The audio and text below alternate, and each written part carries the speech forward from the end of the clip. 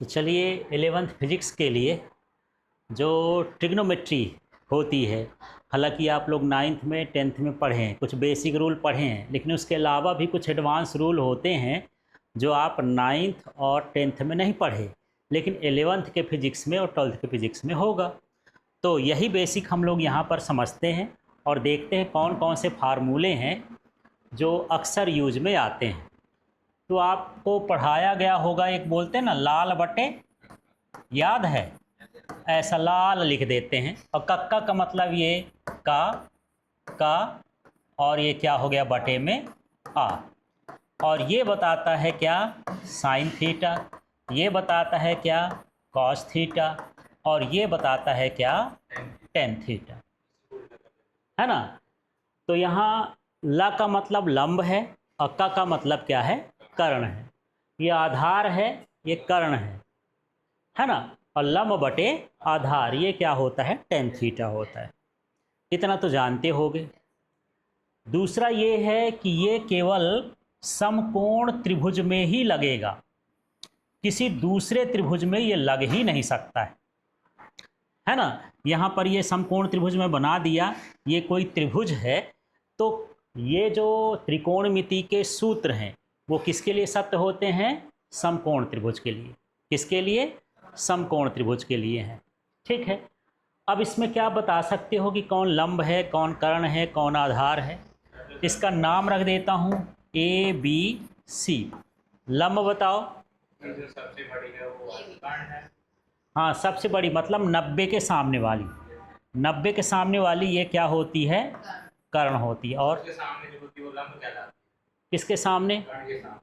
कर्ण के सामने तो फिर दोनों ही आ जाएंगी यार।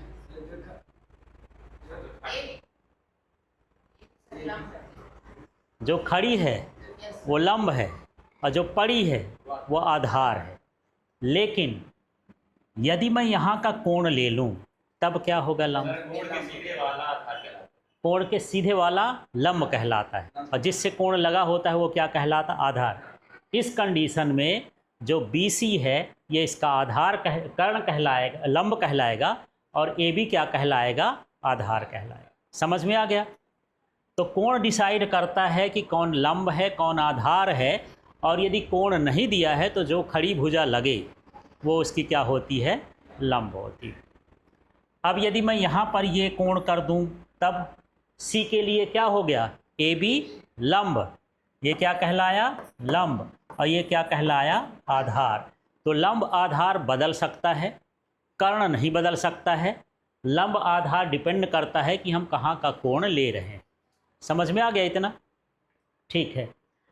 इसी का उल्टा कर दें, जैसे कर्ण बटे लंब कर दें तो ये हो जाता है कॉसेक थीटा, और कॉसेक थीटा का मतलब हो गया 1 बटे साइन थीटा। साइन थीटा का उल्टा है। ठीक है। इसी तरह से यदि कॉस का उल्टा कर दें तो क्या होता है? सेक थीटा, माने कर्ण बटे आधार, तो हम इसको 1 बटे कॉस भी लिख सकते हैं, है ना। और टेन थीटा का उल्टा क्या होता है? Cot theta. यदि इसमें कहें तो आधार बटे कर्ण, और टेन थीटा का एक मान ये भी होता है साइन थीटा बटे कॉस थीटा। तो कॉट थीटा बराबर क्या हो जाएगा? कॉस थीटा बटे साइन थीटा। ये नॉर्मल सूत्र हैं। इस तरह से त्रिकोणमिति में 6 बेसिक अनुपात होते हैं, है ना। Sine theta, cos theta, tan theta, फिर कॉसेक थीटा जो साइन का उल्टा होता है, सेक थीटा जो कॉस का उल्टा होता है, कॉट थीटा जो टेन का उल्टा होता है। ठीक है। तो इससे तो आप परिचित थे। थोड़ा सा और आगे बढ़ते हैं तो यहाँ पर समझ गए होंगे सेक थीटा 1 बटे कॉस थीटा, कॉस थीटा का उल्टा, कॉसेक थीटा 1 बटे साइन थीटा का उल्टा। फिर ये आइडेंटिटी पढ़े होंगे आप, इसकी भी कहीं कहीं पर ज़रूरत पड़ जाती है कि साइन स्क्वायर थीटा हो, कॉस स्क्वायर थीटा हो तो बराबर किसका होता है? उसका मान 1 होता है। ठीक है। तो मुझे ये बताओ, यदि sine square 5 theta plus cos square 5 theta हो तो क्या होगा? तब भी क्या होगा? 1। कोण एक जैसे होना चाहिए, यहाँ 30 डिग्री हो, यहाँ भी 30 डिग्री हो तो 1 होगा। अब मुझे बताओ साइन स्क्वायर यहाँ पर 30 डिग्री है प्लस साइन स्क्वायर यहाँ पर सॉरी कॉस स्क्वायर है, इसको कॉस समझ लेना है ना, कॉस स्क्वायर यहाँ पर 60 डिग्री, इसका मान हाँ इसको अलग करेंगे। आपको ये भी देखना है कि ये कोण जब एक जैसे रहें तभी आपको ये फार्मूला अप्लाई करना है, चाहे वो 5 थीटा हो, चाहे 10 थीटा हो, चाहे 30 डिग्री हो, चाहे 50 डिग्री हो, कोण एक जैसे होंगे तो उसका मान कितना होगा, 1 होगा। इसके अलावा होगा तो नहीं होगा, फिर उसका तरीका बदल जाएगा। ठीक, इसी तरह से यहाँ पर देख लेते हैं, ये क्या है, अब आपके पास 1 प्लस टेन स्क्वायर थीटा बराबर क्या होता है, सेक स्क्वायर थीटा। एक चीज़ और मैं बता दूं कि इसका मतलब ये है कि इससे हम 3 त्रिकोणमितीय अनुपात बना सकते हैं। यदि आपको साइन स्क्वायर थीटा चाहिए तो कॉस स्क्वायर थीटा का पक्षांतर कर देंगे तो 1 माइनस कॉस स्क्वायर थीटा हो जाएगा, या फिर हमको कॉस स्क्वायर थीटा चाहिए तो 1 माइनस साइन स्क्वायर थीटा हो जाएगा, कुछ ना कुछ उसका मान आएगा। ठीक है, इसी तरह से 1 प्लस टेन स्क्वायर थीटा बराबर क्या होता है, सेक स्क्वायर थीटा। अब यहाँ पर यदि मैं 10 का पक्षांतर कर दूँ तो sec square theta minus tan square theta बराबर क्या हो जाएगा, 1। तो फिर ये मेन सूत्र है, इसको फिर बदल अदल के चाहे जैसा बना लो। इसी तरह से 1 प्लस कॉट स्क्वायर थीटा का क्या होता है, कॉसेक स्क्वायर थीटा। आजकल कॉसेक को CSC भी लिखा जाता है, CSC स्क्वायर थीटा भी लिख सकते हैं। तो ऐसा लिखा हो तब भी कॉसेक समझना है, ऐसा लिखा हो तब भी कॉसेक समझना है। ठीक है, अब ये क्या है, इसका मतलब समझते हो क्या, इसका मतलब नहीं समझते हो। ठीक है, यदि हम x दिशा का बल निकालें, है ना, तो x में हमेशा क्या होता है, कॉस थीटा, आधार की ओर क्या होता है, कॉस थीटा।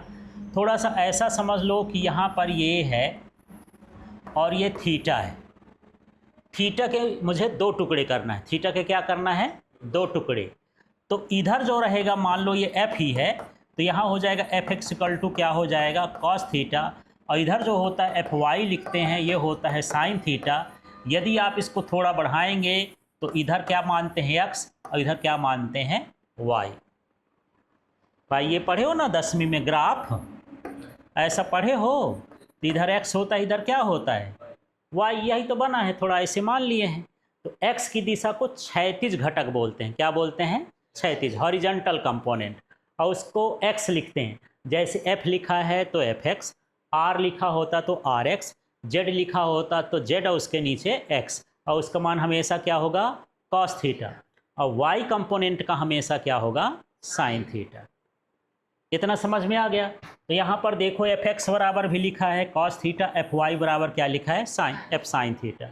ऐसे ही देख लो vy बराबर क्या लिखा है, v sin थीटा, माने y के साथ sin थीटा लिखा जाता है और x के साथ क्या लिखा जाता है, cos थीटा। जान गए। अभी हम दूसरे चैप्टर में कंपोनेंट पढ़ेंगे, जब हम सदिश वगैरह पढ़ेंगे तो वहाँ पर और समझाएंगे, तो ये सूत्र भी आपको समझना है। इतना तक तो ठीक था, आप कुछ पढ़े हो।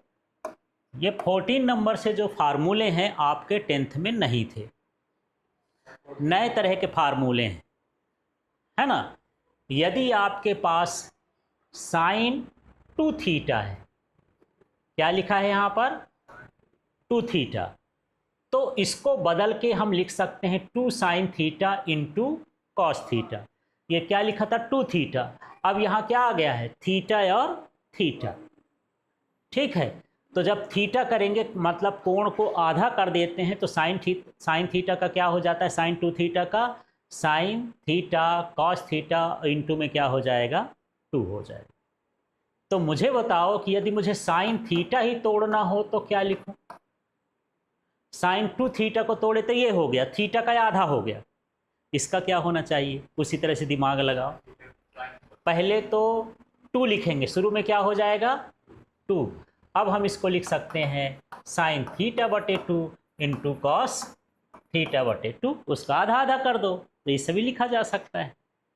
ठीक है, और कॉस 2 थीटा का देखो, ये होता है cos square theta minus sine square theta, या ऐसे फॉर्मेट में लिख सकते हो 2 कॉस स्क्वायर थीटा माइनस 1, या लिख सकते हो 1 minus 2 sine square theta. Main formula ये है, इसको तो निकाल दिए है ना। चलो थोड़ा सा इनको समझाता हूँ कैसे कैसे आया।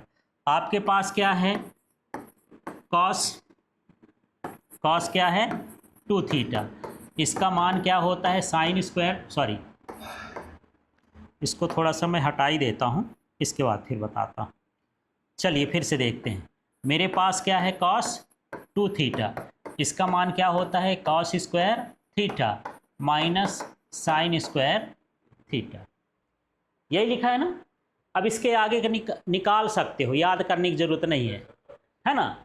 जैसे आप एक पढ़े हो ना साइन स्क्वायर थीटा और प्लस कॉस स्क्वायर थीटा बराबर कितना हो पढ़े हो, 1 पढ़े हो।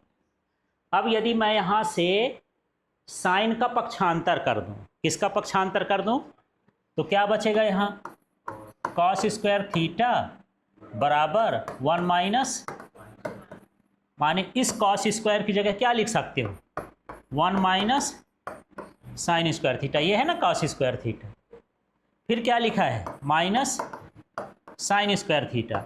अब ये साइन और साइन एक जैसे, तो -2 साइन स्क्वायर थीटा, ये सूत्र है। ऐसे कॉस को लिख रहे हो तो कॉस का आ जाएगा, है ना। इस तरह से ये सूत्र आते हैं। अब चलिए, ये है tan 2 थीटा, ये सब 2 थीटा वाले सूत्र है ना, sine 2 theta, cos 2 theta, tan 2 theta. तो ये सूत्र होता है 2 tan theta upon 1 minus tan square theta. हालांकि इस सूत्र का उपयोग 11th 12th में कम है, आगे के फिजिक्स में होगा जब आगे आप पढ़ोगे। इसके बाद साइन ए प्लस माइनस, ये 2 चिन्ह लगा है ना, इसको क्या पढ़ते हैं प्लस माइनस, माने आप प्लस का चिन्ह लोगे तो यहाँ प्लस लगाना है, माइनस का चिन्ह लोगे तो क्या लगाना है माइनस। यदि साइन ए प्लस बी है ना, तो ये sine A into cos B plus cos A into sine B, और माइनस ले लोगे साइन ए माइनस बी, तो क्या हो जाएगा sign A cos B minus cos A sine B. इस तरह का ये सूत्र होता है, मतलब ये याद करने वाली चीज़ है फिलहाल, ठीक है, डेरिवेशन नहीं देखेंगे। अब ये cos A plus minus B हो तो इसमें उल्टा चिन्ह होता है, प्लस लोगे तो क्या लेना है, ये चिन्ह उल्टा हो गया, माइनस प्लस हो गया, मतलब मैं लिखूं कॉस ए प्लस बी, तो क्या बनेगा cos A into cos B, बीच का चिन्ह, minus sign A into sine B. Plus लोगे तो माइनस रहेगा, माइनस लोगे तो प्लस रहेगा, इसका मतलब ये है, ठीक है। ये सूत्र लिखता है। और कॉस में ध्यान रखना है, कॉस कॉस एक तरफ रहेगा, साइन साइन एक तरफ रहेगा, और इस वाले में साइन और कॉस दोनों रहेगा, दोनों तरफ रहेगा, ठीक है ऐसा। अब देखो साइन 90 प्लस थीटा हो या साइन 90 माइनस थीटा हो, उसका मान क्या होता है कॉस थीटा। इसको 10th में पढ़े होगे। आगे हम चलते हैं, कॉस 90 प्लस थीटा हो और माइनस थीटा हो तो क्या होता है, इसको देख लेते हैं। यदि साइन 90 प्लस थीटा होगा तो माइनस साइन थीटा होगा, ऊपर माइनस लगा है, चिन्ह बदल गया ना, यहाँ क्या लोगे बोलो तो, एक चिन्ह बोलो, कॉस 90 प्लस थीटा, तो क्या आ जाएगा माइनस साइन थीटा। और यदि लेते हो कॉस 90 माइनस थीटा तो होगा प्लस साइन थीटा। आप लोग 10th में जो पढ़े हो माइनस वाला पढ़े हो, sine 90 minus theta cos theta, cos 90 minus theta sine theta, लेकिन प्लस वाला लेते हैं तो थोड़ा मान क्या हो जाता है, बदल जाता है, ठीक है। अब जब 180 का कोण लेते हैं किसी के साथ भी, चाहे साइन हो कॉस हो टेन हो कोई भी चीज़ हो, वो मान नहीं बदलता है, केवल चिन्ह बदलता है। जैसे साइन 180 प्लस थीटा का साइन थीटा ही आया ना, माइनस साइन थीटा, ये प्लस साइन थीटा, और प्लस में लोगे तो क्या हो जाएगा माइनस साइन थीटा। साइन ही आएगा, साइन लिए हो तो क्या आएगा साइन, पर चिन्ह बदल जाएगा, माइनस में वही प्लस रहेगा, और जब प्लस लोगे तो क्या रहेगा माइनस रहेगा। इसी तरह से कॉस 180 माइनस थीटा है, तो मैं बोला जब 180 का कोण आएगा तो कॉस साइन में नहीं बदलेगा, कॉस ही रहेगा, तो कॉस का क्या आएगा कॉस, और माइनस कॉस, और इसमें प्लस वाले में क्या हो जाएगा, ये उल्टा हो जाएगा, उसमें माइनस इसमें प्लस रहेगा, ठीक है। प्लस देख लेंगे।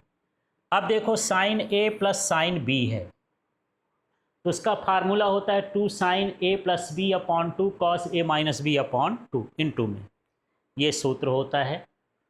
ठीक है, माने यहाँ पर मान लो साइन 30 डिग्री है और यहाँ साइन 60 डिग्री है प्लस में, तो आप लिख सकते हो 2 साइन 30 प्लस 60 बटे में कितना हो 2, तो साइन 45 बन गया। इसमें देखेंगे तो 30 माइनस 60 माइनस 30 आया, 30 में 2 का भाग करोगे cos 15 आएगा, cos 15 का मान यहाँ पर रख दोगे जो भी आए।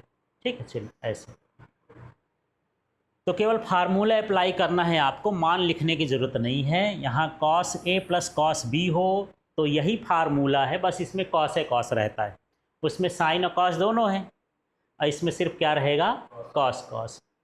यदि साइन माइनस थीटा है तो ये माइनस सामने आ जाता है, माइनस साइन थीटा हो जाता है, लेकिन यदि माइनस कॉस थीटा है तो प्लस में हो जाता है।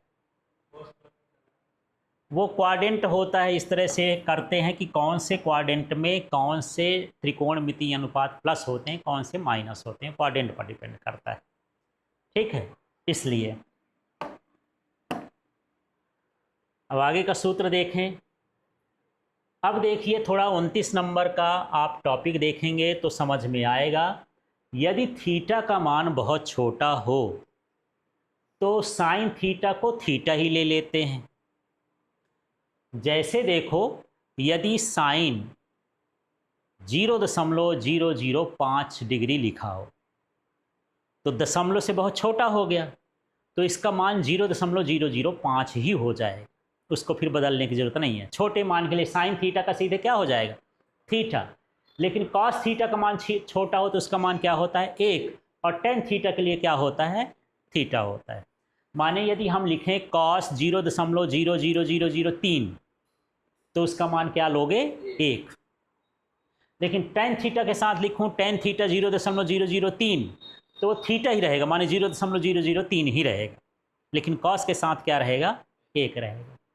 इस तरह से ये छोटे मान के लिए है। अब यहाँ पर त्रिकोणमितीय अनुपात देखते हैं, कभी कभी ये कोण आते हैं, है ना, मान रखने के लिए। अब हमको आगे पता ही नहीं रहता कि किस कोण का मान कितना है, तो हमारी गाड़ी वहाँ रुक जाती है।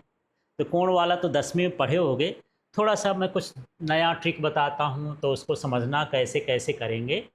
तो त्रिकोणमितीय अनुपात की ये तालिका है, इसको देखते हैं कैसे कैसे याद करना है, कैसे कैसे तैयार करना है। आपको सिर्फ साइन थीटा का मान भर याद रखना है, बाकी मान आपको अपने आप याद हो जाएंगे। ठीक है, कैसे, पहले तो ये समझ लो 0 डिग्री को 0 लिखे हैं, 30 डिग्री को 30 डिग्री भी लिखते हैं और पाई बटे 6 भी लिखते हैं। तो पाई का मान क्या है, नहीं, कोण में रेडियन में वो होता है 180। कितना होता है, अब 180 में 6 का भाग करो, 6 त्रिक 18, 30 बन गया। तो पाई बटे 6 का मतलब क्या होता है 30। अब पाई बटे 4 है ना, 180 में 4 का भाग, पाई माने क्या समझना है 180, 180 में 4 का भाग करोगे तो क्या हो जाएगा 45। तो चाहे 45 डिग्री लिखो तो वही है, और पाई बटे 4 लिखो तो वही है ना। यहाँ बताओ पाई का मान कितना है 180, 3 का भाग कर दोगे 3 छंग 18, मतलब 60 को हम क्या लिख सकते हैं पाई बटे 3, और 90 को क्या लिखते हैं 180 बटे 2 भाग करोगे तो 90 ही आ जाएगा। ऐसा ये लाइन समझ में आ गई। ठीक है, तो कोण तो जानते होगे 0, 30, 45, 60, 90 स्टैंडर्ड कोण होते हैं, लेकिन आपको अब नया चीज़ देखने को मिल गया कि 30 को हम पाई बटे 6 भी लिख सकते हैं, 45 को पाई बटे 4 भी लिख सकते हैं, 60 को पाई बटे 3 भी लिख सकते हैं, और 90 को पाई बटे 2 भी लिख सकते हैं। अब इनका कोण ज्ञात करने के लिए साइन का ये है कि यहाँ पर हम क्या लिखते हैं, पहले संख्या देखो, मैं ये सब हटा देता हूँ। यहाँ पर लिखना है आपको 1, इसमें क्या लिखना है 2, इसमें क्या लिखना है 3, इसमें क्या लिखना है, नहीं थोड़ा सा गड़बड़ हो गया, इसको 0 से चालू करना है। इसको क्या लिखना है 0, फिर क्या हुआ 1, फिर क्या हुआ 2, फिर क्या 3, और फिर क्या हो गया 4। समझ में आ गया। फिर पूरे के बटे में क्या लिखोगे 4, पूरे के बटे में क्या लिखना है 4। अब सब में लगा दो रूट। अब इसका मान आपको याद हो जाएगा। देखो सारणी बनाने के लिए कहाँ से चालू करोगे, पहले क्या लिखोगे, 0, 30, 45, 60, 90। पहला काम क्लियर हो गया। उसके नीचे लिखोगे 0, 1, 2, 3, 4। फिर सब के बटे में क्या लिखोगे, 4। फिर उसके नीचे लगा दोगे, सब में लगा दोगे रूट। अब जो मान आएगा वो उसका मान कहला जाएगा, याद नहीं करना है। तो 0 में 4 का भाग करोगे 0, और 0 का वर्गमूल क्या होता है, 0। माने साइन 0 का मान कितना होता है, 0। ठीक है। देखो 1 का वर्गमूल होता है 1, और 4 का वर्गमूल होता है 2। तो साइन 30 का मान क्या हो गया, 1/2। यदि भूल जाए तो इस तरह से आप रफ में जाके टेबल बना सकते हो। अब देखो 2 1 कम 2 और 2 दूनी 4। 1 का वर्गमूल 1 होता है, 2 का वर्गमूल नहीं होता तो √2 ही लिख दो, रूट लगा के। 1√2 कितना, साइन 45 का मान 1√2 हो गया। ये समझ में आया। अब यहाँ देखो 3 का वर्गमूल नहीं होगा तो √3 लिख दिया। 4 का वर्गमूल क्या होता है, तो साइन 60 का मान कितना हो गया, √3/2। इसी तरह से 4/4 को भाग करो, कितना आया, 1। और 1 का वर्गमूल क्या होता है, 1। साइन 90 का मान कितना हो गया, 1।